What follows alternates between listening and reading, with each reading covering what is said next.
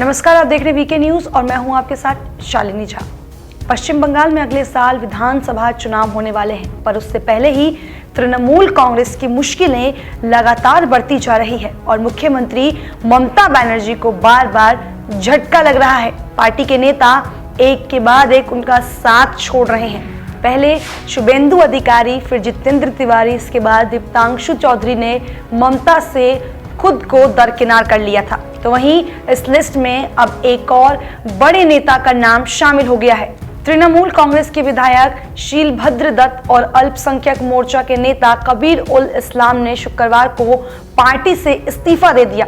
Party के नेताओं के इस्तीफे का गम अभी ममता दीदी के लिए खत्म भी नहीं हुआ था कि अब उन्हें एक और बड़ा झटका लगा है। इस बार ममता को झटका पार्टी के नेताओं से नहीं बल्कि सुप्रीम कोर्ट से मिला है। ममता सरकार को झटका देते हुए सुप्रीम कोर्ट ने शुक्रवार को बीजेपी नेताओं के खिलाफ पश्चिम बंगाल में दायर आपराधिक मामलों को लेकर उनका बचाव किया है और अगली सुनवाई तक किसी भी कार्रवाई पर रोक लगा दी है। बीते दिनों ममता सरकार ने बीजेपी के कई नेताओं पर आपराधिक मुकदमे दर्ज किए थे। इसके बाद अब कोर्ट ने बीजेपी नेताओं की ओर से दायर याचिका पर आदेश सुनाया है। बीजेपी नेता कैलाश विजयवर्गीय, मुकुल रॉय, पवन सिंह, अर्जुन सिंह, कबीर शंकर बोस ने सुप्रीम कोर्ट में दायर अर्जी में मांग की है कि उनके खिलाफ मुकदमे की जांच राज्य पुलिस की बजाय स्वतंत्र एजेंसी को सौंपी जाए। उनका आरोप है कि राजनीतिक क्रोध के चलते उनके खिलाफ दर्जनों मुकदमे दर्ज किए गए हैं।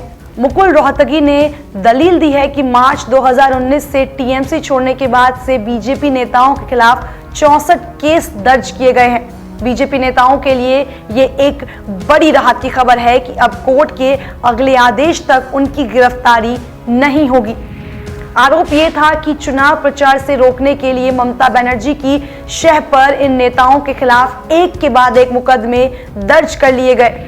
बीजेपी नेताओं ने दर्ज याचिका में अपील की है कि उनके खिलाफ पश्चिम बंगाल में दर्ज फर्जी आपराधिक मुकदमों को रद्द किया जाए। याचिका में यह भी मांग की गई है कि सुप्रीम कोर्ट राज्य सरकार को आदेश दे कि उनके खिलाफ दर्ज आपराधिक मामलों में कोई कार्रवाई न की जाए। साथ ही इन नेताओं का यह भी कहना था कि ये केस इसलिए दर्ज किए गए हैं ताकि अगले साल होने वाले विधानसभा चुनावों में उन्हें राज्य में घुसने से रोका जा सके।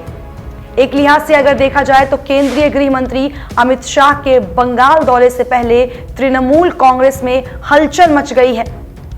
माना जा रहा है कि अमित शाह के जाने के बाद से टीएमसी में बार बार ऐसे झटके देखने को मिल रहे हैं। तभी तो चुनाव जीतने के लिए ममता दीदी हर प्रयास करने में लगी हैं, पर इसमें वो बार बार असफल ही हो रही हैं।